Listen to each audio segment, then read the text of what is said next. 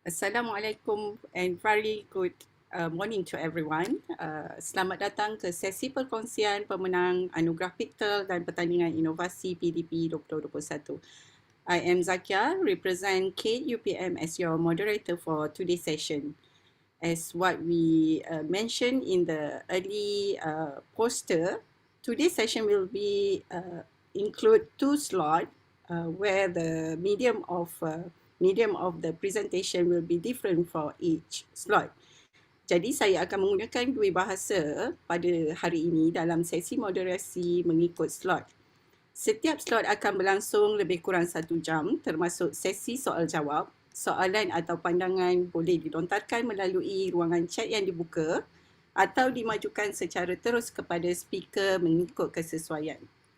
We hope and thank you everyone if in the room if you can mute your microphone during the presentation by the speaker. Jadi, tanpa melengahkan masa lagi, marilah kita mulakan sesi pada pagi ini.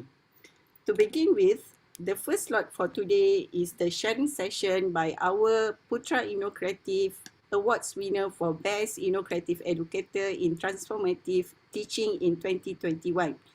Without further ado, I am glad to welcome technologist Dr. Muhammad Hafizal Ismail from Faculty of Forestry and Environment, who will share on whiteboard to lightboard why you should make the switch. Doctor, the screen is yours. Thank you, Dr. Zakia, as our moderator today. Right. 1 minute. Okay. Assalamualaikum and good morning, everyone. Thank you for participate in this such an event. Thank you again inviting me to share our stories. Allow me to share our stories about what just we did in the last year or last 2 years about our passion in switching in terms of teaching to make it more engaging and more interesting for our student. Whiteboard to lightboard, why you should make the switch. So first of all, let's talk about what is lightboard. Okay, what is lightboard? Lightboard is a transparent glass that have a strip around it. I am now sitting in the front of lightboard. Maybe you are not seeing very well. Let's change our perspective here. So this is how it looks like. So I am now standing at the behind of the lightboard, and at the front there you can see I use a webcam, not a fancy camera or DSLR or something expensive camera, just a webcam. And this is the first time I'm using this big lightboard. Before this, I'm using a mini lightboard, which can be put on the table as like this. Maybe you cannot see, maybe where I can show it shortly after this. Yeah. Okay. Let's talk about why this project is important. Well, we start our project here because it's something that drives our motivation to make us to switch. Obviously, we know that COVID-19 or the pandemic hit us very badly, and especially in teaching. And it's a wake-up call for all of us that online teaching is compulsory in year beginning and year forward, where that the use of technology is really essential and very important for us to utilize and maximize the technology. However, sometimes this kind of technology really need to shake our creativity, and it's challenging, especially for me when I'm preparing this kind of slide presentation, where that we've been thinking we want to put everything on that slide, and sometimes we have to make a balance between the colors, between the font and everything. So therefore, it creates some challenge to our student in terms of their engagement, in terms of how we actually try in teaching, give them some sort of motivation to learn and explore about the topic and the particular subject. And this is being proved by mostly recent studies. It shows that if you are not utilized and maximize the technology, obviously the student will not participate actively, and it will decreasing their engagement and leading to their bad result in terms of their learning experience. Uh, Especially when you are talking about something that's very complicated to explain, something like it's a still picture, you have to explain it about half an hour, about 20 minutes, where that the student feel passive and feel bored maybe.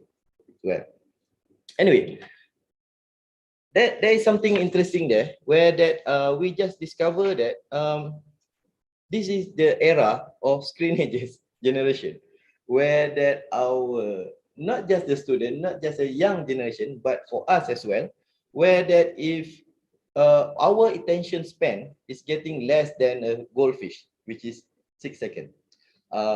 It's been proved by some studies. It shows that if you are presenting something like a still picture or image, maybe they will start pick up their phone and keep on scrolling, looking for WhatsApp, Instagram, and so on. Furthermore, we think that, are we really in the right game? As I mentioned earlier, it's a game changer. We as an educator, are we really in the right game? Can we as an educator remain as a competitive to engage our student learning experience? Can we create the fun during our teaching? Can we create the bonding? Can we create the trust? Can we gain their attention? Can we give something in motion when we are teaching, rather than it's a big slide and our picture or our face getting small on that corner?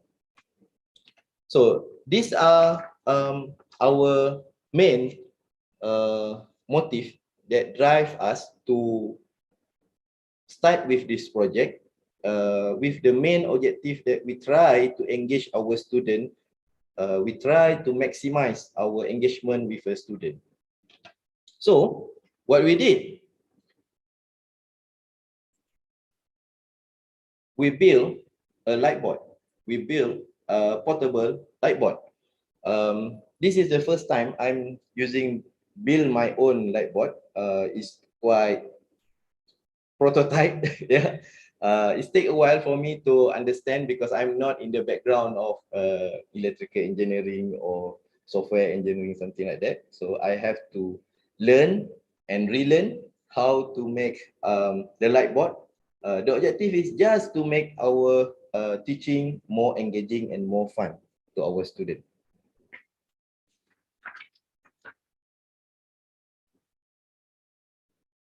Maybe we can stop this video for a while and let's start with our slide again. Yeah. So what we did, we design and develop portable light bulb. When I mentioned portable, means that portables that needs to be cheap, light,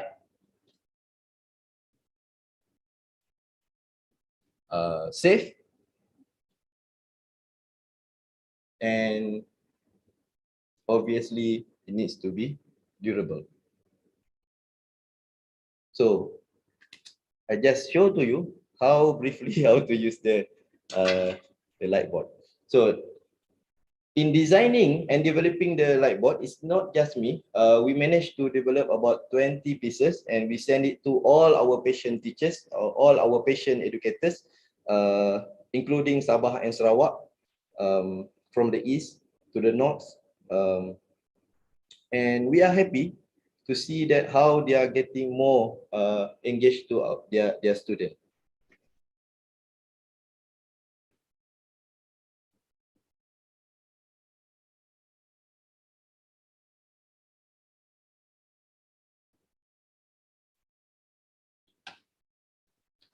how and when we use it. So obviously we use it when we are teaching online classes in the past 2 years and last years. It's been used by our patient friends of teacher, educators, home tuition. Um, let's say, I give you some example. Let's say you are in the field of, let's see here, what do you prepare? You are in the field of medical, yeah? You want to explain to your student about the anatomy of the hearts. Let's say, sorry, medical person, maybe I'm wrong. Okay, this is just for example. This kind of area that, what they call it? Is it aorta? It's the largest vessel. Maybe this bit is about, is it atrium? I think it's atrium. Yeah. So that's something about how you utilize and how you to use it in, for example, in medical field. Let's say you want to explain a bit about brain anatomy.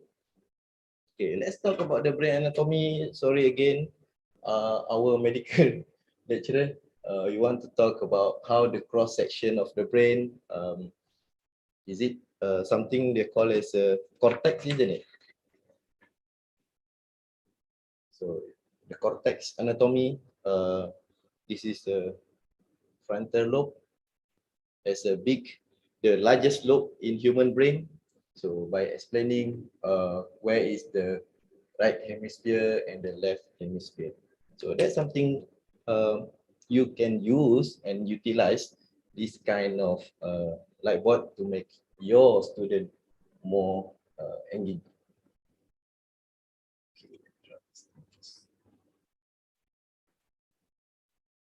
Okay, moving on. For example, let's say you are teaching some engineering. Maybe it's important for you to highlight about this kind of innovation, the DC and AC. Maybe the AC is being invented by Tesla, DC being invented by Edison, by explaining how the circuit been going on. Or maybe you want to explain about the Tesla coil, the function of what do you call it? They call as inductor coil, something like that. Yeah. So that would be more interesting and engaging to our student in applying this lightboard in your teaching and learning. Okay, maybe it's not really in my field. Let's go into real me. So this is our one of our subject. We teach our student about carrying capacity. So for example, we want to talk about nowadays people like go trekking and camping. However, there are some impact happening to the soil. So therefore, we need to calculate what is the carrying capacity for that particular area in terms of size and time. So we have to calculate this of carrying capacity by explaining some formula like physical carrying capacity equal to, I think it's area times visitor and times rotation of the field. So that's something based on what just being impacted by tourists or hikers or trekkers, how much the impact has been happening. So this is the standard that we need to monitor and we need to manage.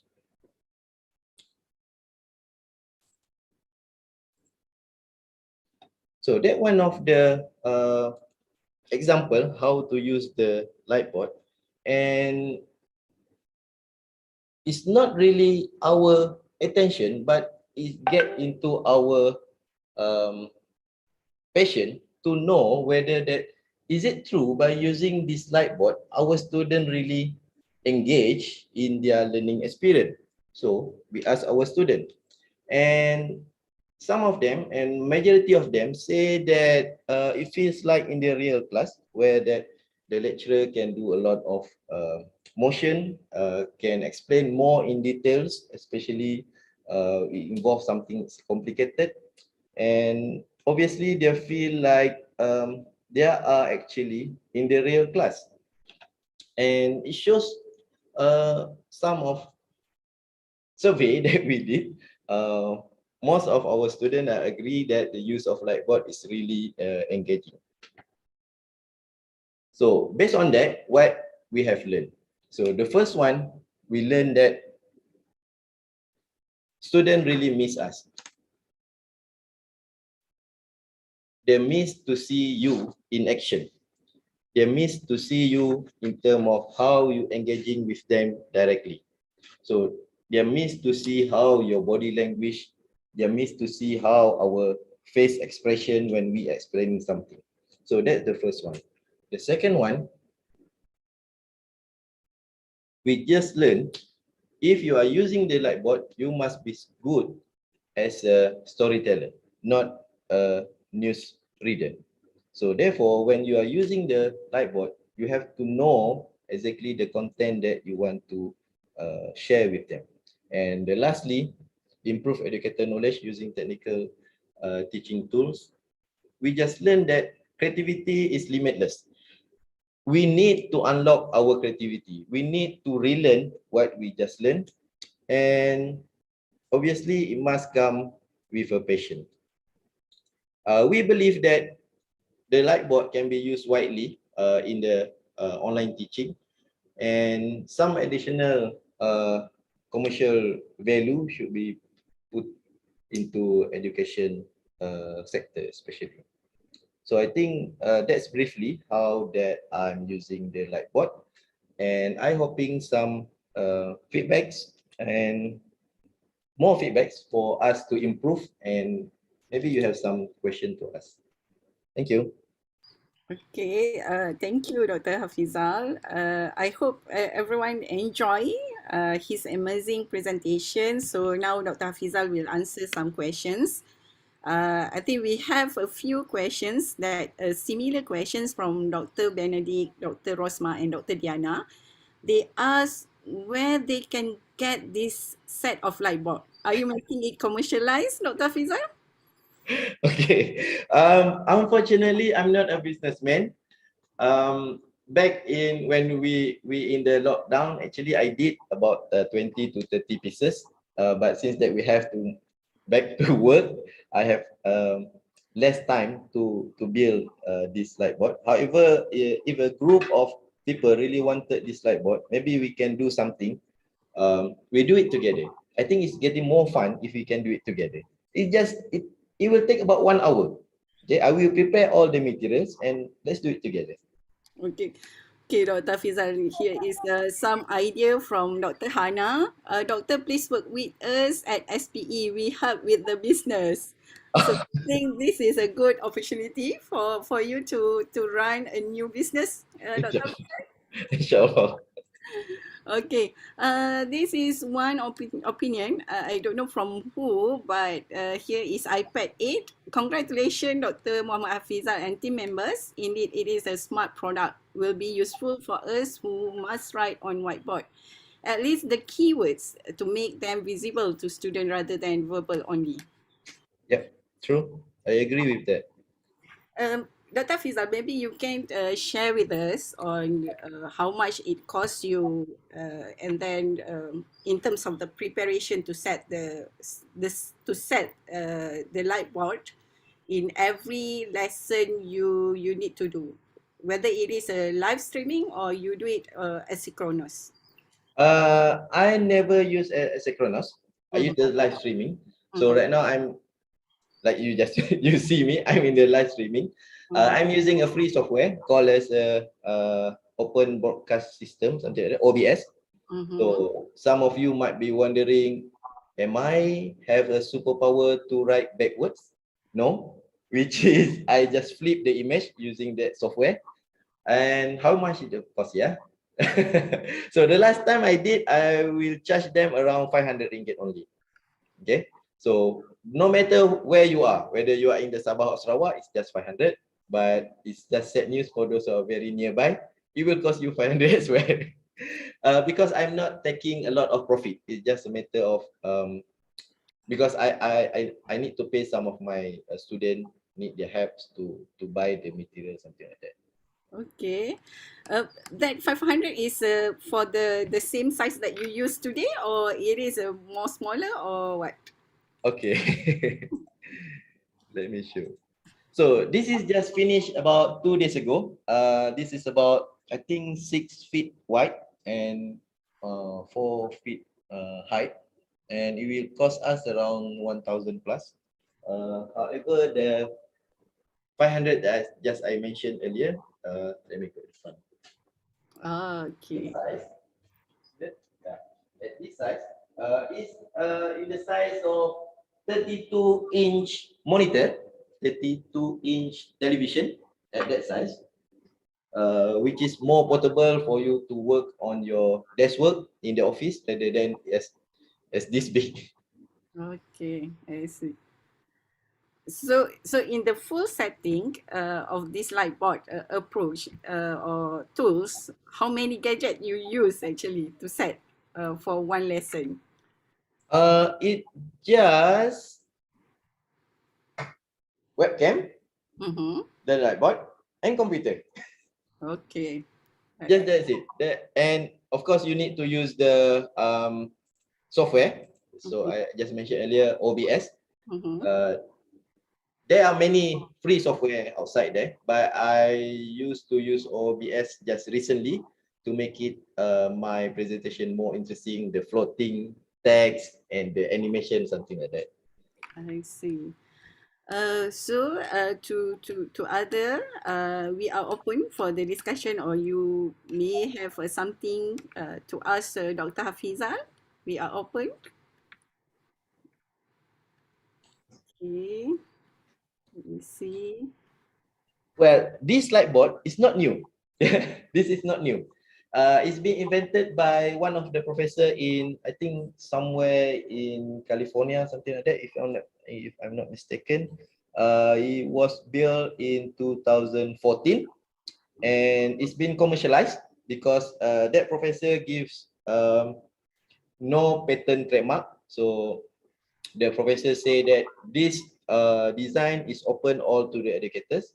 However, we learn from that, and we try to modify based on that layout to suit with our purpose, to suit with our problems. Where that when the professor in Northwest University give the layout in this big, so we try to make it smaller, and we learn from other business company as well.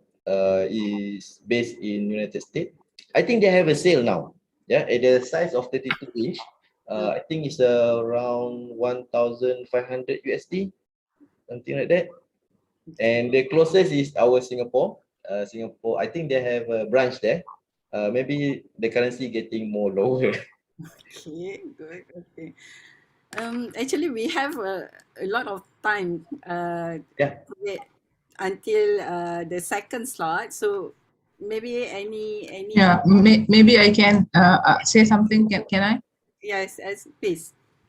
Doctor, is there any alternative to this? Like this, you do it yourself, but is there something that, people who is illiterate from this area can do something which is like alternative of this? Alternative of this in term of what? In terms of, definitely I cannot create this, but maybe you use something else, but the function is the same. Yeah. You can still use some other tools, for example, using the iPad, using touch screen monitor, something like that. But the idea of the light board is to allow us as a teacher to have some somatic. It's a body language motion for the student to see rather than you use the touchpad or iPad. But I did that before I finally give up all that gadget, and I think I need to invest something that the student need to see me rather than they see my face. They need to see I'm doing some kung fu here. The movement, yeah. The movement. Yeah. So it's not limiting. You cannot use some other gadget. You can use the other gadget, but the main objective of the light board is to allow you to face the student, and you can write something on it so that they have a motion of memories when do the teaching. All right. Thank you, Doctor. I really like this idea. I wish I know this much earlier. It's never too late. Yeah, true. Come to us so we work together. We can commercialize this, yeah? Sure, no problem. Thank you. Okay, Dr. Hafizal, there is another question from Dr. Sarah. If I have an acrylic board, can it be modified to be used this way, in your opinion? Yes, it's true. Where that I am using the acrylic board. I'm not using a glass. Why? Because as mentioned earlier, it must be durable, safe, and cheap. The acrylic much more cheaper than glass. Acrylic much more durable than glass, especially when you have a small kids at home. Yeah, and they just knock your glass and everything disappear. But there are some drawbacks when you use a acrylic. One of the drawbacks of using acrylic is the smooth of the acrylic is not as smooth as using a glass. That's a drawback. But we can manage it by editing in your OBS. At the moment, I'm using OBS, so I can do some more editing to make it more white balance, saturated picture, saturated colors, something like that. So obviously, yes, you can use acrylic.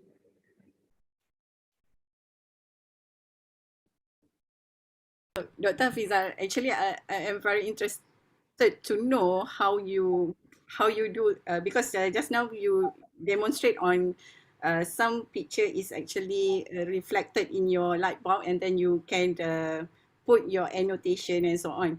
Can you demonstrate to us right now how you make it the picture is reflected in the light bulb? Because I think everyone trying to understand or to experience how easy this light board tools as a teaching delivery.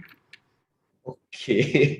Well, I'm not actually preparing this setup, but I will try my best. That kind of floating image text, they call it a PIP, picture in picture. If I can, let me try. If I can share my layout. Can you see my screen now? Yes, very clear, Doctor. You can see my screen. So this is the OBS, where the OBS have a setting they call it a scenes and source. So this is scenes, where you are looking me right now, and this is a second scene where if I click this scene, it's changed me to my second webcam. So everything under my control. So let's go back here. And this is the source where I decided what I want to put on the screen. So everything in here is like a gray color because all the eyes are closed. So let's say if I'm opening these eyes, so there's text on it. Yeah. So it's just a matter of you just save some image. This slides coming from my PowerPoint. So I just save it as a PNG file and export it into the OBS. Let's say we want to put some animation in here. Just open the eyes and the guys will walking. And you can arrange it to make it bigger. You can move it here, move it there. So So I think OBS is quite friendly to use. And another example, like if you have some videos, open the videos and you can show to your audience. I did some tutorial, I think about a few months ago, especially how to use OBS in your PIP. It's not really limiting using the PIP using the lightboard. You can still using PIP, picture in picture, in your normal slide presentation. It's not a problem. Just a matter of the advantage of using lightboard, where that you can draw something on it. To explain more in detail about this guy. Very interesting, Doctor. I think Kate need to invite you again to conduct some demonstration and also workshop on this PIP later on. Sure, no problem. But we need the product also, Dr. Zakia. Yes, true. Just now, Dr. Fiza agreed to sell at cost 500, right, Doctor? Yeah, no problem. Well, I think while that we have this setup in our faculty, I'm inviting everyone who are in here to come in. I'm here whole day. Maybe after lunch you can come in so that we can feel it and experience it more directly. Please come in. Okay. Thank you so much. Don't be surprised if we are there. I will prepare. I'll always be prepared. Very interesting. Okay. Okay. Dr. Diana say here it's good to have the product and training together. Yes, I think you should come up with the module, Dr. Fizal, a new module on how to teach on the PIP and Sure. using Lightboard. Okay. Not a problem. Okay. Anything more from the audience? Or any opinions or any questions? Yeah, what is the student response, yeah, Doctor? Basically, I try during my semester. I try to use it not directly. Sometimes I use Lightboard, sometimes I'm not using Lightboard, and I see their response because every time we did the class, we did some quiz, some discussion, and more for the student. When I show the slide, they say, where is your Lightboard? Why you are not using the Lightboard?" I said, no, there is no Lightboard. So that's the first response that we get. The second response that we get, the student explaining through our questionnaire survey, say that when you write down something like whiteboard, it gives them more engaging in terms of additional note rather than the slide note.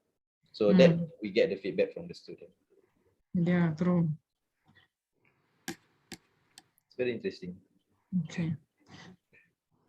Okay. How are you going to do it when we have face-to-face about this? Sorry for this question. Yeah, I've been thinking about that as well. Yeah. Because it's a transparent glass. If you are face to face, let's say you face the student, we just go this way and write down welcome.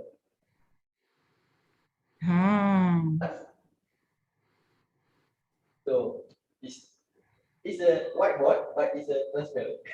Yeah. Okay.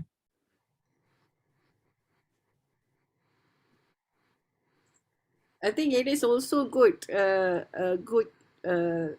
things to invest whenever you want to develop or to establish the MOOC courses, right, Dr. Fizal? Something that you can offer for online courses and so on, using these Lightboard tools. Yes, I agree. We also learned that because I just mentioned earlier, this Lightboard is not new. I'm not the person who invented this thing. We just modified based on our culture and our financial status. We discovered that most of the online teaching, they are actually using the Lightboard in their MOOC. You can search in the YouTube and there's abundance of people using the Lightboard in their MOOC teaching. So I think it's about time for us to get into the game changing, get into the game. So to show them we are in the game again. Yeah, agree. Agreed. Very good. Dr. Hafizal, Dr. Benedict from Faculty of Veterinary Medicine. He want your contact email later on to contact you. I think he is very interested to Yeah. buy your product. Yeah, Sure, no true. problem. I think Kate will share my email as well. Yep, yep. We will share to you later on. Or maybe I can write it down here. Okay.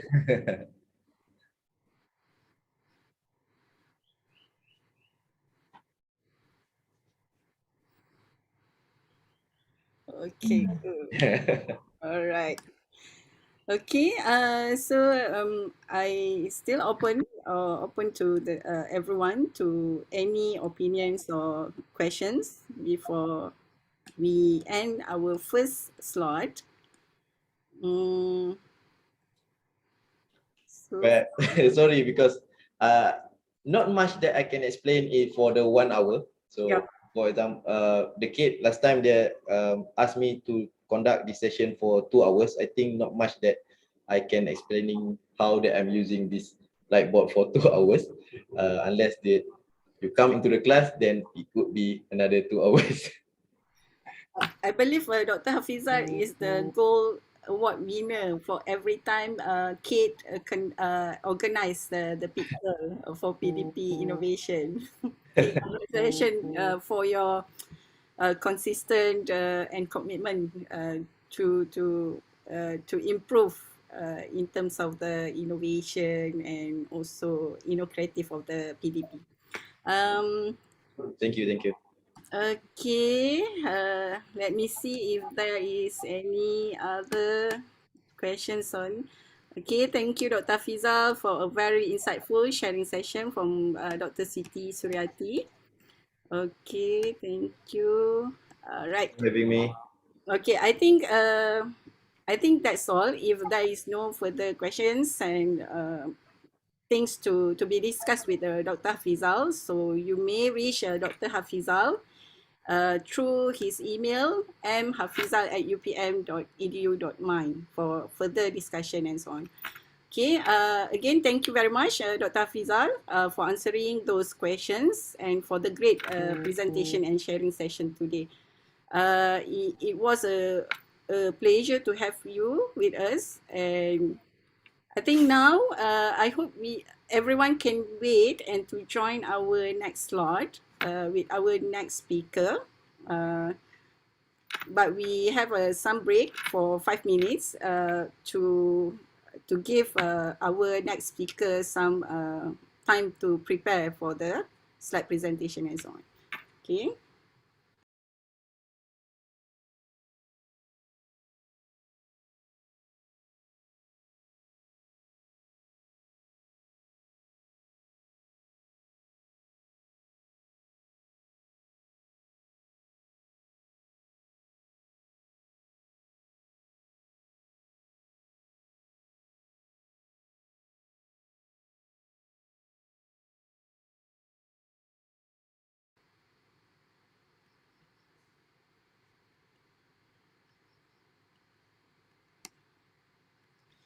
Okay, baiklah. Saya lihat speaker kita untuk slot yang kedua, Dr. Zaki is here. Dr. Zaki, are you ready to start your presentation early or we need? Yeah, okay. Okay, thank you. Right. Okay, jadi para peserta, kita akan beralih kepada slot kedua pada hari ini, iaitu bagi slot kedua ini kita akan disajikan dengan pembentangan oleh pemenang tempat pertama Pertandingan Amalan Terbaik Inovasi Pengajaran dan Pembelajaran antara Fakulti Sekolah Pusat UPM 2021. Tanpa melengahkan masa, saya menjemput yang berusaha Prof. Madya Dr. Muhammad Fakri Zaki Jaafar daripada Fakulti Reka Bentuk dan Seni Bangunan UPM untuk berkongsi amalan terbaik inovasi PdP bertajuk Pengurusan Inovasi Rentas Disiplin melalui Platform Maya. Dipersilakan, Doktor. Baik, Assalamualaikum warahmatullahi wabarakatuh. Terima kasih Dr. Zakiah. Dan juga terima kasih kepada pembentang sebelum ni. Sebelum tu saya nak tanya, nampak tak saya punya full screen PowerPoint presentation? Nampak Doktor. Okey. Baiklah, saya punya pembentangan ni kalau dibandingkan dengan yang pertama tadi, tak adalah bersifat teknologi sangat. Saya lihat Dr. Hafizal punya pembentangan tadi sangat baguslah dari segi teknologi dan cara menggunakan inovasi terkini dalam pengajaran. Sebaliknya saya hanya menggunakan apa yang ada di luar sana. Mungkinlah saya pun tak pasti. Kemenangan saya ni atas inovasi, mungkin pendekatan cara kita menyelesaikan masalah pengajaran di dalam terutamanya semasa PKP lah. Macam yang selalu diperkatakan bahawa inovasi ni biasanya akan terjadi apabila kita ada masalah. Semasa masalah PKP adalah kita baru pertama kali hendak berinteraksi secara maya, dan jadi ianya menyebabkan kita berfikir banyak cara untuk menyelesaikan masalah ni. Dan pembentangan Dr. Hafizal tadi menunjukkan kalau kita kreatif enough, kita tahu apa yang kita hendak, kita boleh menyelesaikan apa juga masalah yang datang. Jadi pendekatan saya ni lebih kepada cara untuk menyelesaikan masalah komunikasi, yang mana khusus saya ini lebih mementingkan perbincangan dan iterasi. Jadi itu satu cabaran semasa PKP, yang mana semuanya melalui webcam dan melalui skrin komputer. Sebab masa tu memang tidak dibenarkan physical movement. Student tak boleh keluar, kita pun tak boleh keluar berjumpa dengan untuk menyiapkan tugasan. Jadi apa yang saya ketengahkan dalam pembentangan saya baru-baru ni adalah macam mana nak menguruskan inovasi yang merangkumi beberapa disiplin melalui secara maya saja. Itu satu cabaran yang agak besar jugalah bagi saya. Okay. Saya lihat juga pendekatan ni sebenarnya ada menyentuh dari segi apakah konsep pendidikan di masa hadapan. Sebagaimana yang kita tahu sekarang ni dari segi information dan contoh-contoh ataupun pembelajaran tentang apa juga topik sekarang ni telah ada di dunia maya sana. Hampir-hampir sampai ada yang nak jadi doktor pun melalui YouTube. Tapi kita lihatlah dia punya sebenarnya apakah peluang yang dibawa oleh bidang komunikasi dalam education. Dan juga kalau kita tengok perubahan yang perlu berlaku, kita sering bercakap tentang IR4 dan sebagainya. Dia sebenarnya satu shift paradigm yang agak besar dari segi cara kita mengajar, bukan saja pembelajaran tapi juga ekonomi, politik dan sebagainya. Yang pentingnya telah banyak diperkatakan apabila kita melangkah ke abad ke-21, kita the keyword is interdependence, saling bergantung antara satu sama lain. Dan yang satu perkataan yang paling penting dalam inovasi yang kita tengok, yang saya highlightkan di dalam kotak merah tu adalah dia non-linear. Non-linear maksudnya ia sesuatu yang kita sebenarnya tak biasa dari segi pendidikan, penyelidikan. Kita biasanya melakukannya secara linear. Linear bukan bermaksud kita tak ada deviation langsung, tapi kalau dahulu apabila kita melakukan satu-satu intervensi ataupun penyelidikan yang bermula daripada permasalahan, kita akan ada literature review, kita ada hypothesis, kita test hypothesis dan ada result. Tapi dunia pada masa hadapan dia tidak boleh menunggu begitu lama. Dia perlukan feedback loop yang sangat dinamik. By the time kita masuk kepada kajian literature, masalah dah berubah, peluang dah berubah, teknologi dah berubah. Jadi bila kita berkata tentang inovasi ni, kita perlukan satu model baru untuk kita membangunkan sesuatu idea ataupun sesuatu ilmu pengetahuan. Konsep yang non-linear ni menjadi keyword untuk pendidikan pada masa hadapan. Dynamic, kita pun tahu sekarang ni kita berada dalam VUCA time. volatility, uncertainty, apa lagi, change and adaptability. So kita punya kurikulum kita pun mesti berubah, dan saya pun selalu berfikir tentang masalah cara pendidikan kita sekarang ini, yang mana kita berpandukan pada satu dokumen, kepada satu kurikulum yang mengambil tempoh yang panjang untuk daripada inception sampai kepada kita ideation, dan seterusnya bila kita laksanakan, kemudian perlu ada proses review yang mengambil masa yang panjang. Dan saya rasa dunia sekarang ni tidak menunggu keadaan yang seperti itu. Jadi itu adalah merupakan salah satu yang saya fikirkan mungkin, tak tahulah dalam pendekatan saya ni boleh menyampaikan idea tersebut. Creating a new normal, kita selalu bercakap tentang new normal, model abad kurun ke-21. Okay. OECD Future of Education and Skills 2030 projects observe some innovative features of education systems that are just emerging, but that they may become the new normal in tomorrow's education system. Jadi itu yang kita kena anticipate apa yang masukkan new normal. Dan juga bagi saya, kita bercakap tentang new normal ni kerana pandemik. Sebenarnya bagi saya, the new normal itu, pandemik hanya menyedarkan kita bahawa adanya keperluan untuk memahami apa dia norma baru. Dia mempercepatkan proses itulah. Padahal sebelum itu lagi, apabila kita dah masuk ke IR4, kita dah perlu berfikir tentang apa dia new normal, apa dia cara kerja pada masa hadapan. Kita tengok bidang-bidang lain pun sangat cepat berubah. Kalau dulu perniagaan memerlukan kapital yang besar, memerlukan gudang, memerlukan pejabat dan sebagainya, sekarang ni semuanya ada di dalam tangan anda. Dan pendemokrasian bisnes perniagaan pun berlaku sangat cepat. Jadi kita perlu anticipate perkara-perkara ini. Apakah peranan universiti sekarang? Sekiranya kita masih lagi beranggapan universiti ini menyediakan tenaga kerja untuk pasaran, dan kita akan terfikir dilontarkan dengan persoalan, apakah market sekarang ni yang kita faham, sedangkan pasaran itu berubah hampir setiap bulan sekarang ni, dari segi teknologi, dari segi produk, dari segi perkhidmatan. Jadi kita juga perlukan ada dinamika di dalam pendekatan kita mengajar. Okey, saya mengajar di bidang seni bina, dan bidang seni bina ni kami dipantau ataupun diberi garis panduan tentang cara pengajaran oleh Majlis Pengajian Seni Bina Malaysia.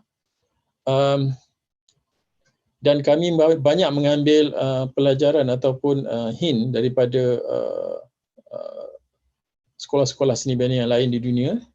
Antaranya Architectural Registration Board di UK mengatakan sekiranya struktur pendidikan dan latihan dimodernkan untuk menjadi lebih fleksibel, maka ada peluang untuk kita membangunkan interprofessional learning, maksudnya interdisciplinary learning yang lebih baik. This will reflect the way in which architects work with engineers, surveyors, contractors, technicians to equip them better for the reality of practice. Satu masalah yang sangat ketara dalam bidang seni bina ni, seni bina ni sebenarnya dia satu bidang yang memang dia bersifat linear dari satu segi. Maksudnya bila arkitek design satu produk, dia akan serah kepada engineer akan serah kepada surveyor, dan surveyor akan keluarkan tender dihantar kepada kontraktor. Jadi dia nampak macam linear. Dan telah selama ini kami menyedari bahawa model ini mempunyai masalah kerana kadang-kadang apabila arkitek itu design, ada isu-isu yang tak settle. Jadi perbincangan antara bidang-bidang berlainan ni sangat penting. Mereka perlu sentiasa berinteraksi supaya produk ataupun bangunan yang dihasilkan ataupun whatever solution yang dijadikan tu mempunyai penyelesaian yang terbaik.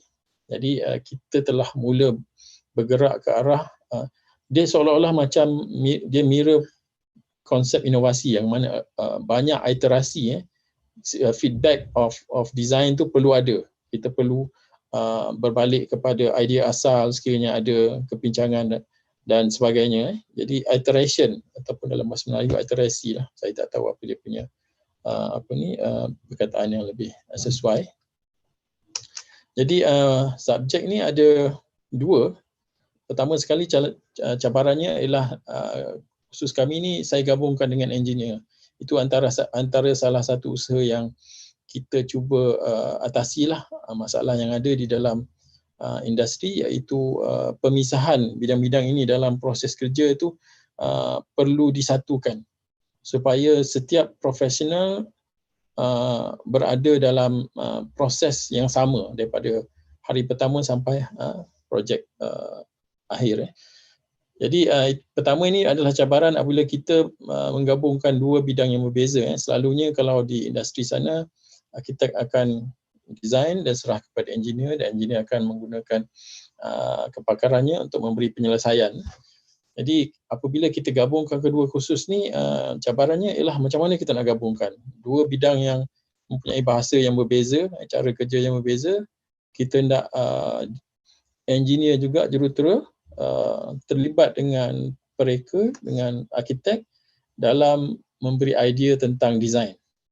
Kemudian apabila engineer jurutera buat kerja dan arkitek juga dia boleh memberi sumbangan supaya penyelesaian tu lebih optimum. Jadi ini adalah antara cabaran yang kita hadapi. So teamwork is the key lah. Kerja berpasukan merupakan kunci kepada penyelesaian yang saya cuba capai. Jadi cabaran yang dihadapi semasa melaksanakan kursus ni, pertama sekali yang saya katakan tadilah, the problem of reductionist framework. Selama ni proses cara kita menyelesaikan masalah dalam masyarakat adalah dalam bidang-bidang yang berbeza dan terpecah dan berpisah-pisah. Jadi untuk menjadikan dia bukan linear agak susah. Jadi cara penggabungan antara bidang yang berbeza, bahkan domain yang berbeza di dalam sesuatu projek menjadi satu cabaran yang besar lah. Dan juga kita pun tahu kurikulum kita sangat strict dengan outcome yang tertentu yang perlu dipatuhi, yang perlu dipenuhi, menjadikan ia cabaran yang berganda lah. Kemudian kita faham di dalam di UPM ni kita menggunakan Putra Blast dan kursus ini, dua kursus ini mempunyai kod yang berbeza. Jadi saya pun belum pernah tanyalah sama ada dua kod yang berbeza ni boleh disatukan jadi satu kursus di dalam platform Putra Blast. Jadi kita memerlukan satu penyelesaian yang agak berbeza lah apabila kita menjalankan dua kursus ni serentak. Yang ketiga cabarannya ialah pengurusan inovasi. Inovasi ini adalah bukan proses yang linear, dia perlu ada banyak iteration ataupun perkitaran perbincangan. Apabila satu solution tu tak optimum, kita balik kepada drawing board untuk menyelesaikan masalah. Dan juga bila kata drawing board, masalah tu bukan saja dari segi reka bentuk, dari segi idea, dari segi pengurusan dan sebagainya. Cabaran yang keempat ialah dalam projek ini kita minta pelajar membuat pembentangan tentang satu projek yang seakan-akan real, yang seakan-akan nyata, tanpa mereka boleh berjumpa, sebab kekangan PKP lah masa tu. Kalau di dalam studio seni bina ni biasanya apabila satu reka bentuk tu dihasilkan, mereka perlu duduk satu meja dan cuba banyak perkara, potong kertas lah, buat kotak untuk dapatkan kefahaman tentang masalah ataupun penyelesaian yang cuba dicapai. Jadi sekarang ni itu tidak mungkin, kita tak dapat berjumpa secara fizikal. Jadi agak sukar juga kita memikirkan apabila proses design ini memerlukan dinamik perbincangan yang sangat kita kata sangat cepat. Cabarannya apabila semuanya berlaku dalam flat screen, apabila kita berhadapan dengan skrin komputer. Kemudian cabaran yang seterusnya memang saya letakkan dalam projek tersebut ialah mereka hendaklah mendapatkan duit ataupun sumber untuk mereka menghasilkan projek tersebut secara fizikal apabila PKP dah habis nanti, Jadi mereka perlu mendapatkan dana supaya projek tersebut dapat dilaksanakan tanpa orang yang memberi duit ataupun sumber itu dapat pulangan financial. Ini satu cabaran kalau di dunia nyata. Bila kita nak buat satu projek, of course orang yang akan memberi duit untuk projek tersebut perlu mendapat ROI lah ataupun pulangan kewangan ataupun setidaknya ada pulangan fizikal yang mereka dapat. Jadi ini idea yang kami hendak jual tu berbentuk konsep, konsep yang ada di dalam kepala. Jadi bagaimana hendak meyakinkan pihak di luar sana untuk memberikan sumbangan. Jadi kita buat simulation lah. Kita pun tahu bukan senang nak dapat duit pada masa sekarang ni untuk buat satu projek, tapi apa yang kita hendak lihat ialah bagaimana mereka pitching idea tersebut. Gabungan dua disiplin ni, arkitek dan jurutera, boleh membuat persembahan kepada pihak luar yang akan memberi komen tentang pembentangan mereka. Jadi yang pentingnya adalah mereka akan dapat feedback ataupun reaksi yang kita akan nilaikan daripada industri. Jadi kita akan ada recording, video recording untuk kita nilai. Bukanlah maksudnya kalau dia tak dapat duit langsung dia tak pamarkah, tidak. Kita akan tengok proses dan juga tindak balas yang Jadi iteration adalah an essence of innovation. Iterasi merupakan satu proses yang mana apabila kita hendak melakukan satu penyelesaian di dunia nyata, kita tahu faktor yang menjadi dinamika kepada masalah tersebut adalah sangat banyak. Okay. Jadi dia adalah opposite kepada reductionist approach. Apabila kita melontarkan satu idea, dinamik yang ataupun perkara yang akan menjadi kekangan ataupun menjadi sumbangan kepada idea tersebut sangat banyak, dari segi masyarakat, dari segi kewangan, dari segi alam sekitar, dari segi pengurusan dan sebagainya. Jadi apabila kita bercakap tentang inovasi, perkara ini semua perlu dicuba supaya feedback yang kita dapat itu membantu untuk memperbaiki cadangan tersebut. Dia adalah kriteria yang asas untuk holistik, mereka bentuk holistik. Penyelesaian holistik ni sekarang ini menjadi satu perkara yang kita perlukan di dalam pendekatan pembelajaran dan juga pengajaran kita, yang mana pelajar berfikir tentang apa ertinya sesuatu ilmu itu dalam dunia nyata, bukan secara khusus kepada bidang tersebut saja. Jadi apa lagi aspek lain dalam tamadun yang akan mempengaruhi idea tersebut. Sebagaimana yang saya katakan tadi, adalah non-linear, dia bukan bersifat garis lurus, dan dia juga bukan non-sequential, dia tidak berturutan. Kadang-kadang daripada proses 1 ke proses 3 tu dia akan terus pergi kepada proses 7 ataupun akan balik kepada proses 1. Jadi ia adalah satu pengurusan inovasi ni, dia sangat dinamik dari segi cara pengurusan masalah. Kemudian kita menggunakan design thinking approach. Design thinking approach ni kalau kita lihat adalah merupakan cara menyelesaikan masalah melalui kerjasama dan juga input daripada perspektif yang berbeza. Jadi sebab itulah bila saya fikirkan kalau digabungkan kedua-dua profession ini, dia akan mula menunjukkan dynamic design thinking. Understanding developed and accumulated over several cycle. Jadi apabila kita buat penyelesaian tu, dia bukan 100% selesai. Dia akan ada isu yang membolehkan pasukan ni kembali balik ke perbincangan dan memperbaiki pembentangan tersebut. Jadi saya sebenarnya mempelajari perkara ini semasa berada di PSP, menyelesaikan masalah-masalah inovasi, melihat bagaimana penyelidik kita menyelesaikan masalah inovasi. Dan juga dalam bidang seni bina sendiri, sebenarnya proses non-linear design ni di dalam domain arkitektur itu sendiri sebenarnya biasa. Apabila student membuat satu projek, maka mentor ataupun tutor ataupun profesional arkitek akan beri criticism, apa yang tak betul, apa yang tak kena, dan dia akan kembali ke drawing board. Jadi proses tu biasa dalam seni bina. Cuma apabila kita bercakap tentang inovasi, proses itu perlu dikembangkan merangkumi bidang-bidang lain juga. Maknanya bukan dah siap proposal terus bagi pada satu pihak dan seterusnya mereka lah yang menyiapkan. Bukan begitu ya. Okey, iterasi adalah proses yang sangat penting. Setiap satu idea tu pada setiap fasa dia perlu dinilai, dia perlu disimulasi keberkesanannya, dan juga dia akan sentiasa berlaku sampailah ke peringkat akhir.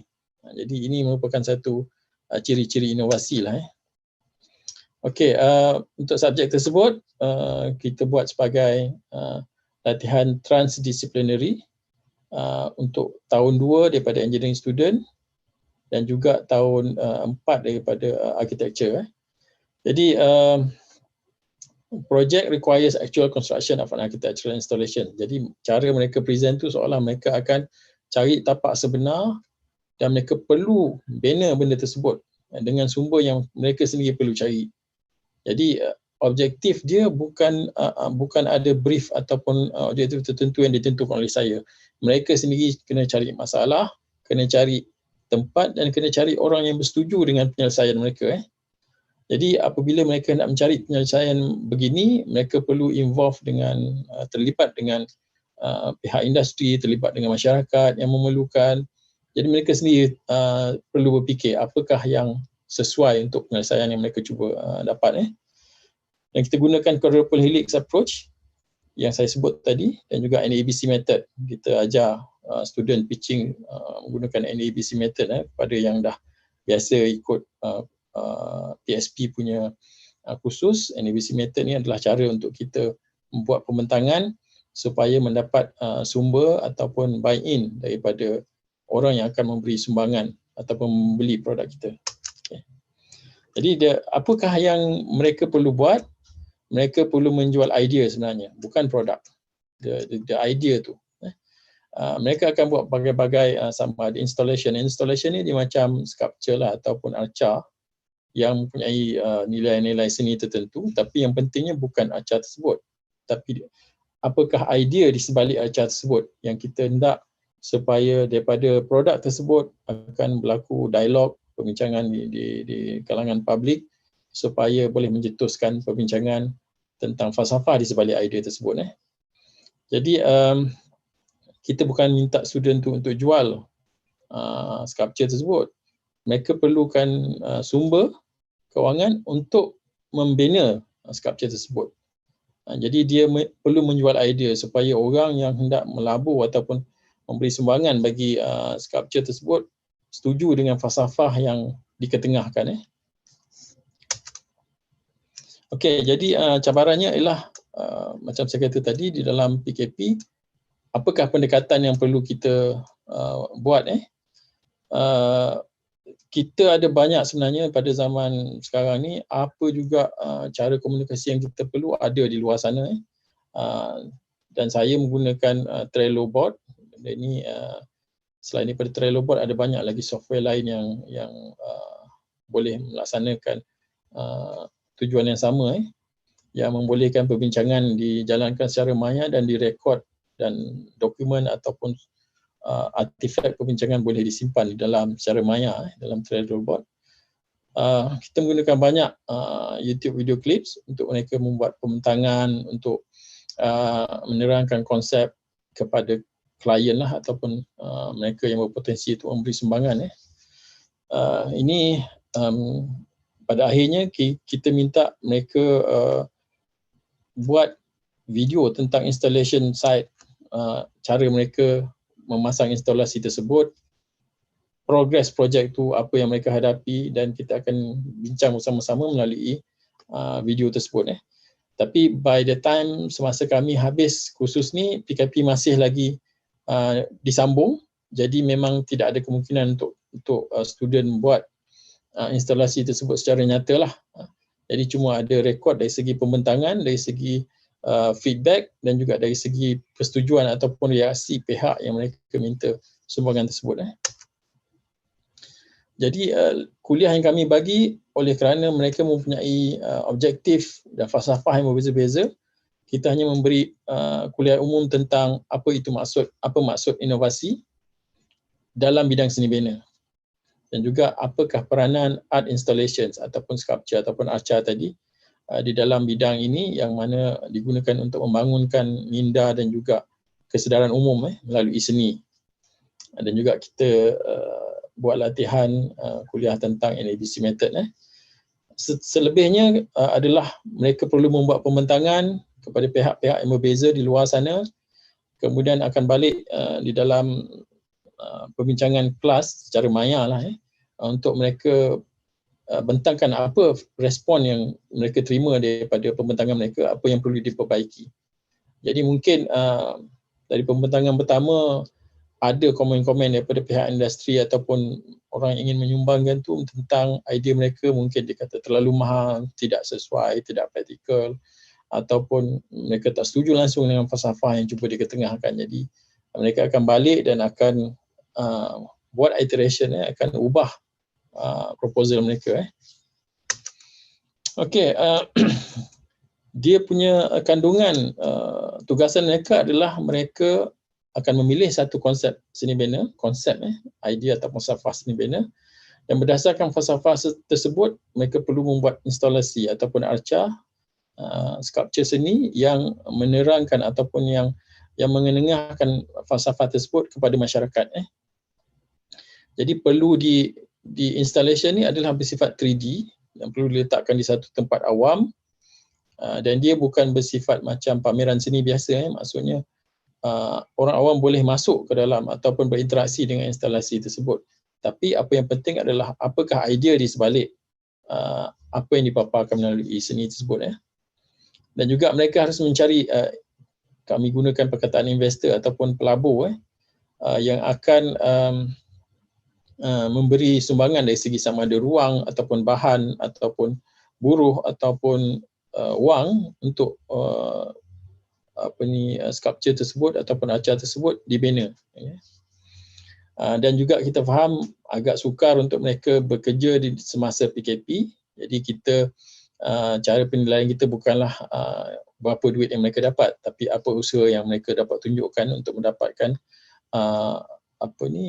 idea tersebut dipersembahkan kepada pihak yang berminat.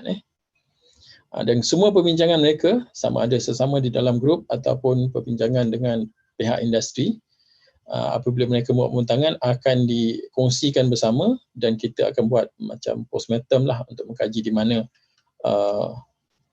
masalah tersebut boleh diatasi dan apa kekurangan dan kelebihan pembentangan tersebut. Jadi kami bahagikan student kepada 9 kumpulan dengan kadar 3 arkitek atau bersama dengan 6 ataupun 7 pelajar kejuruteraan. Jadi mereka akan buat seminar secara online. Semasa awal semester tu kami mencadangkan seminar tu secara fizikal, tapi apabila disambung memang semuanya online lah. Segala nota dan perbincangan ataupun bahan-bahan dokumen yang berkaitan dengan projek mereka akan disusun di dalam Trello board.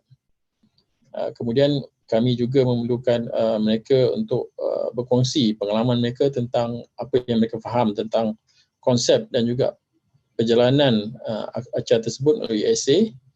Dan untuk engineer pula, Dr. Farah Nora Azita meminta mereka membuat physical model untuk dinilai. Kemudian kita juga minta mereka menilai sumbangan satu sama lain dalam peer evaluation. Ini adalah contoh Trello board.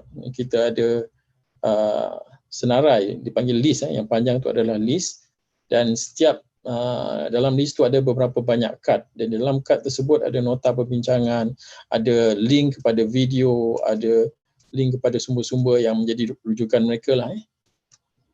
Jadi kalau kita tengok secara mikro, setiap grup mempunyai pendekatan yang berbeza-beza. Ada yang menggunakan bermula dengan physical model, ada yang bermula dengan konsep sahaja dan telah membuat pembentangan. Jadi setiap satu grup ni mereka akan ada sesi tutorial bersama pensyarah tentang pengalaman mereka lah. Apa yang mereka dapati apabila mereka pergi ke luar sana dengan pihak-pihak yang berbeza. Dan juga setiap minggu aktiviti mereka direkodkan dan kita buat penilaian dari segi usaha mereka, dari segi betapa mereka bersifat proaktif atau kreatif dalam menyelesaikan masalah. Okay. Setiap kumpulan diberi satu konsep yang mereka perlu faham. Jadi dalam seni bina ni ada banyak konsep dan falsafah yang berbagai-bagai. Jadi setiap kumpulan diminta memilih satu. Jadi mereka yang memilih apa dia konsep ataupun falsafah seni bina yang mereka hendak kaji, dan mereka akan pilih nilai-nilai positif daripada konsep tersebut untuk mereka ketengahkan. Jadi dia sangat bersifat falsafah dan bersifat abstrak untuk diterjemahkan menjadi satu benda fizikal. Macam grup yang pilih Victorian ni, mereka suka kepada konsep mendemokrasikan seni dan juga kemewahan hidup secara sama rata di antara rakyat. Jadi itu antara falsafah yang mereka akan tunjukkan dalam arca mereka. Begitu juga di construction, mereka mengenengahkan kelebihan di construction ni, bagaimana mereka mempersoalkan suatu idea yang memberi kelonggaran kepada pelajar untuk mempersoalkan falsafah yang telah lama establish untuk kita leraikan dan kita bincangkan semula, dan apakah pandangan baru terhadap falsafah tersebut. Jadi benda ni mereka pada minggu pertama, kedua, ketiga akan ada perbincangan falsafah lah untuk menjadi asas kepada arca yang akan mereka bina. Okay. Kemudian mereka akan mula membuat reka bentuk, design.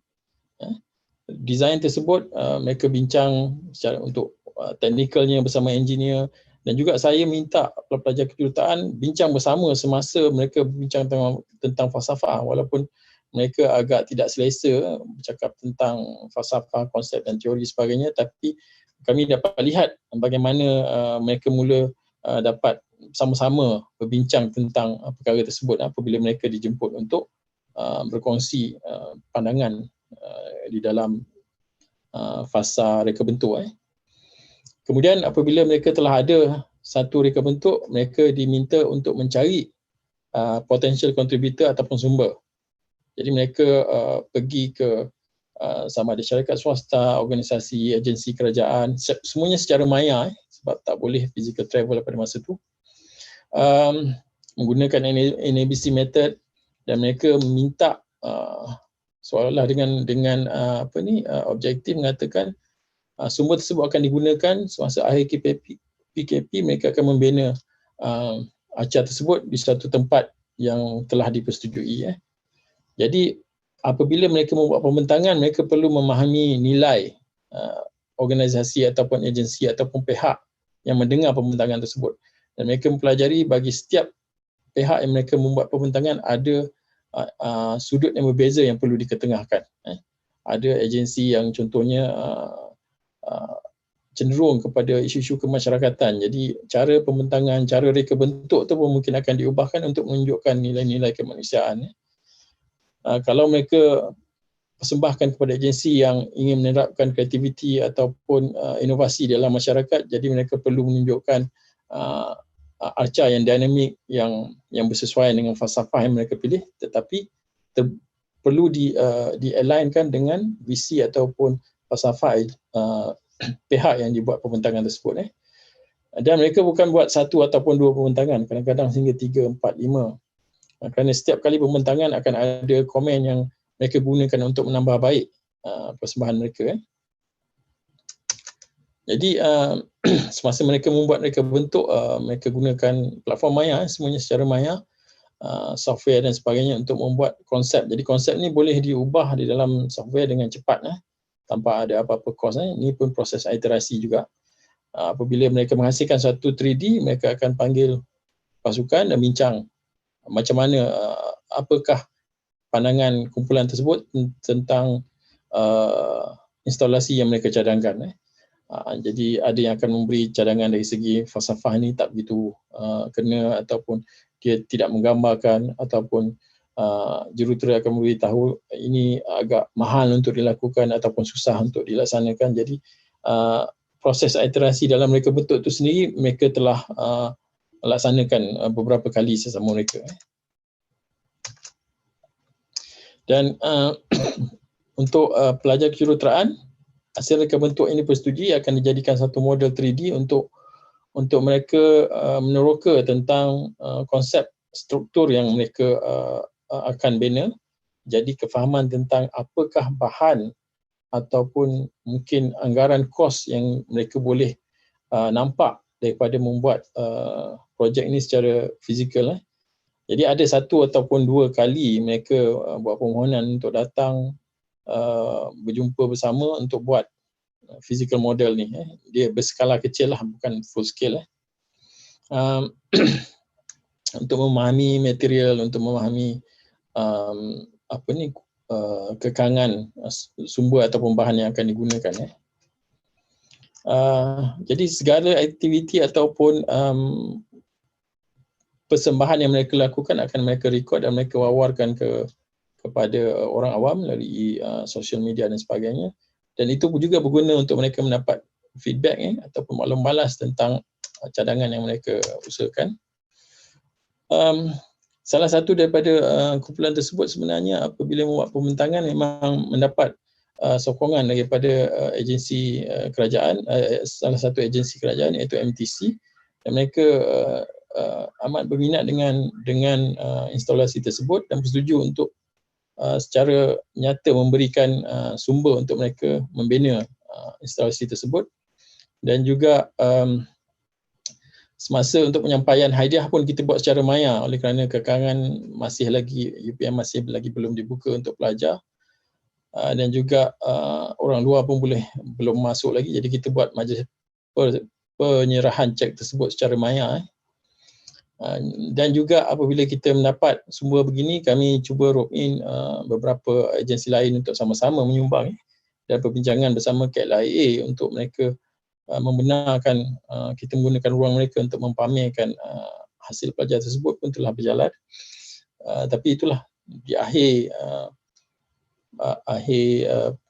persembahan projek masih lagi belum MCO yang ketiga ataupun kedua masih belum boleh dilakukan apa-apa lagi. Jadi sekarang projek ini masih berjalan. Kita sedang usahakan untuk membina secara melantik kontraktor yang akan membina dari segi teknikalnya acara tersebut dengan kerjasama pelajar lah. Jadi dengan cabaran tersebut memang agak mencabar bagi pelajar. Pertama sekali masih lagi awal dalam MCO, masing-masing kebanyakannya terkurung di dalam rumah, dan setelah tamat kursus dan markah pun telah diberi, dan mereka sangat terujalah dengan interaksi ataupun respon yang mereka terima daripada pihak masyarakat ataupun industri. Okay. So mereka banyak belajar tentang teamwork dalam antara bidang disiplin yang berbeza. Itu juga sesuatu yang baru. Mereka belajar untuk memasukkan cabaran dunia nyata dalam proposal mereka. Membina keyakinan diri, sebab apabila mereka membuat pembentangan kepada pihak-pihak yang berbagai-bagai, mereka menerima berbagai-bagai respon dan perspektif yang berbeza apabila mereka melontarkan pandangan. Jadi bila sculpture ini akan dibina, bagi UPM adalah satu kebanggaan, publicity secara di peringkat kebangsaan lah, di KLIA. Dan RM28,000 yang kita terima itu merupakan satu yang bonus lah bagi pelajar tersebut. Dan mereka masih lagi berusaha untuk agak teruja untuk menyiapkan projek tersebut walaupun kursus telah tamat, sebab ini adalah satu peluang untuk mereka memberi impact kepada industri. Dan juga pengalaman bagi kami sendirilah, sebab daripada pihak respon yang kami terima daripada pihak yang berlainan memberikan idea ataupun perspektif yang berbeza apabila kita ingin mengenengahkan suatu idea kepada masyarakat. Dan juga student sendiri belajar sesuatu yang barulah, terutamanya apabila ada pembentangan secara nyata kepada pihak luar untuk meminta sumber kewangan ataupun bahan ataupun tempat. Jadi mereka sedar bukan mudah untuk orang lain memberi persetujuan kepada satu idea yang mereka utarakan, apatah lagi nak memberi sumber. Jadi apabila mereka mendapat respon yang positif, mereka sedar bahawa mereka mempunyai potensi untuk melaksanakan apa juga idea yang mereka ada, dengan syarat mereka sedar tentang dinamik dunia nyata di dalam ideasi projek masing-masing. Okay, I think itu saja saya rasa penerangan saya. Jadi inovasi yang dikatakan di sini bukanlah dari segi teknologi, mungkin dari segi apabila kita terpaksa melaksanakan suatu projek yang mencabar dalam PKP, kita terpaksa kreatif tentang cara penggunaan platform kemudahan ICT dan sebagainya. Jadi tak tahulah, itu saja yang yang saya boleh kongsikan. Saya ucapkan ribuan terima kasih dan harap mendapat dapat berkongsi perkara-perkara yang baik yang ada, dan mungkin juga ada kekangan yang boleh ditambah baik. Jadi saya ucapkan ribuan terima kasih kepada semua yang mendengar. Terima kasih Yang Berusaha Prof. Madya Dr. Muhammad Fakri Zaki Jaafar di atas pembentangan yang cukup menarik sebentar tadi. Tahniah kerana impak inovasi tersebut nampaknya berjaya menambat hati industri untuk melabur dalam pembinaan arca. Ianya adalah satu pencapaian yang sangat membanggakan. Saya ada a few soalan yang saya rasa boleh dibincangkan bersama dalam sesi ini. Pertama adalah, adakah modul pembelajaran ini perlu diperakukan oleh pihak yang memberi akreditasi terlebih dahulu, atau ianya dilaksanakan terlebih dahulu bagi memenuhi keperluan pembelajaran semester yang terkesan dengan pandemik yang lalu? Dan apakah kesannya kepada akreditasi program sekiranya program ini tidak diakui oleh badan akreditasi tersebut? Okey. Itu memang satu perkara yang sentiasa menjadi perhatian kami lah. Jadi sebenarnya badan profesional yang memberi akreditasi kepada projek ini pada semester tersebut telah mengeluarkan beberapa nota memandangkan PKP.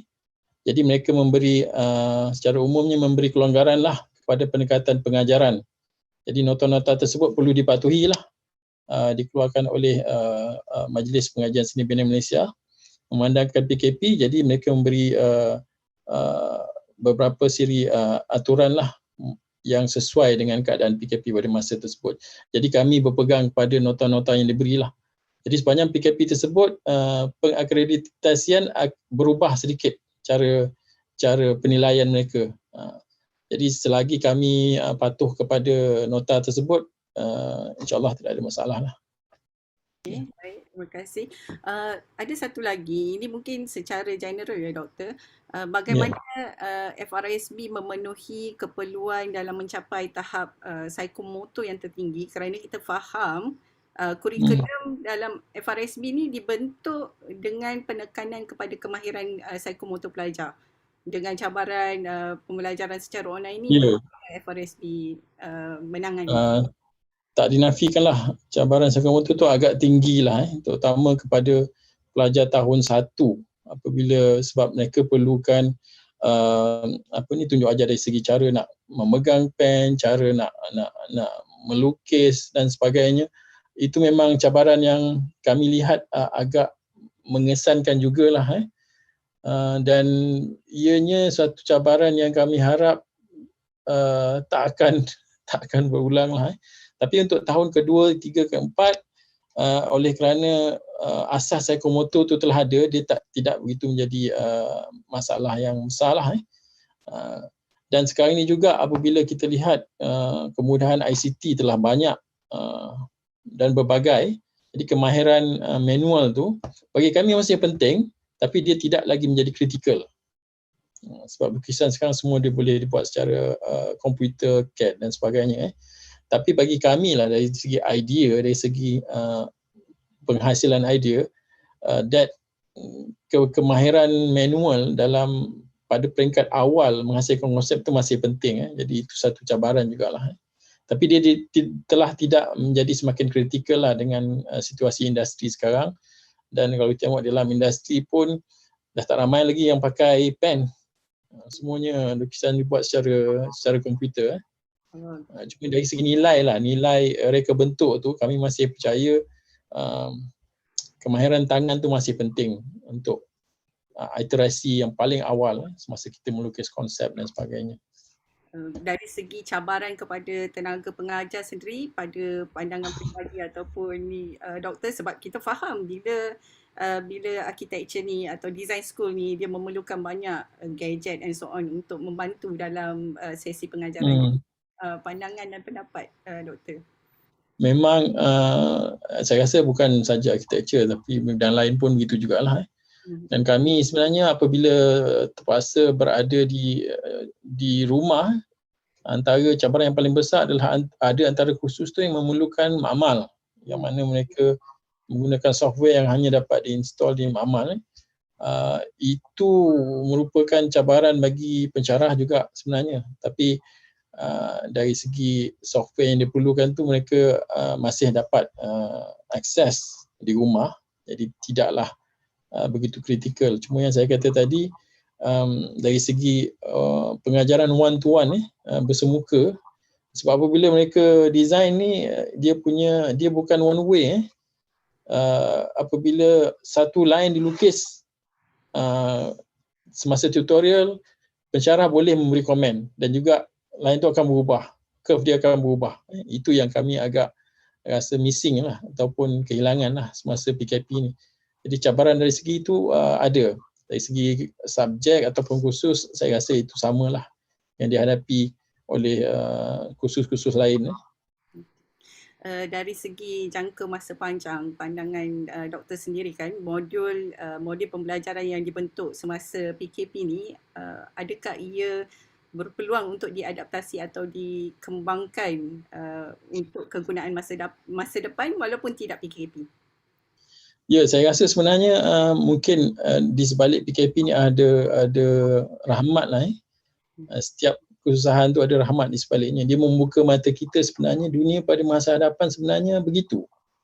Semakin kurang seseorang itu perlu berinteraksi secara fizikal sebab sekarang kita tahu dunia sekarang ni kita panggil setiap seorang individu tu dia mungkin bukan satu orang yang hanya fokus pada satu profession.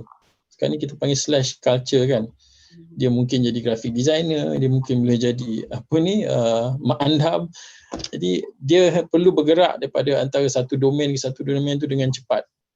Jadi bagi saya profession pun perlu berubah lah. Cara kita mengajar satu profession tu pun perlu lebih fleksibel. Dan kita tahu apabila semasa PKP ni yang penting adalah sentuhan kemanusiaan tu. Cara kita berinteraksi sama ada secara maya atau tak, itu dah boleh kita kata setara lah, sama ada fizikal ataupun maya, hampir setara sekarang ni. Yang penting yang penting apakah apabila kita memikirkan tentang pendidikan, apakah sentuhan kemanusiaan yang dapat membuka minda pelajar. Kalau kita berjaya jentik minat mereka, kita berjaya buka semangat mereka, apa saja dekat dunia ni terbuka untuk mereka. Nak buat bisnes ke, nak buat design ke, it's up to them. Tapi saya rasa PKP ni membuka mata kita bahawa yang penting adalah kita membuka semangat dan minat mereka. Dan kita sendiri pun, generasi kita ni saya rasa tak terkejar dengan teknologi yang ada sekarang ni kan. Apabila ada satu penghasilan baru, kita baru nak belajar, kita tengok anak-anak kita dah jauh advance kan. Jadi apa yang kita nak ajar? Kalau kita nak ajar skill kita, skill kemahiran kita ni kemahiran generasi dahulu kan. Jadi yang pentinglah semangat, kefahaman dan mereka ada aspirasi yang betul dalam memajukan diri mereka pada masa hadapan. Jadi itu pandangan saya lah. Okay. Terima kasih Doktor. Jadi kepada semua peserta sesi pagi ini, saya buka sekiranya ada apa-apa soalan ataupun pandangan untuk dikemukakan kepada panel kita. Okay. Kalau dalam chat box nampaknya tiada kecuali beberapa ucapan tanya daripada Dr. Terima Azhar, kasih. daripada Dr. Rosma and also Dr. Nik Farhana dan juga Dr. Siti Ya. Suryati. Okay. Saya kira tiada lagi soalan yang ingin dikemukakan oleh para peserta. Jadi nampaknya itu saja sesi perkongsian yang kita Terima dapat kasih Sultan. dalam tempoh 2 jam ini. Terima kasih Dr. Zaki. Diharap sesi ini dapat membuka satu perspektif dan cabang baru dalam inovasi PdP untuk diterokai oleh kita semua mengikut kesesuaian bidang. Terima kasih banyak-banyak kepada panel yang sudi berkongsi kepakaran pada pagi ini. On behalf of CADe UPM and our presenters, thank you all for attending, and we hope you have learned and enjoyed the presentation. And have a great rest of your day, and see you in the next session. Assalamualaikum.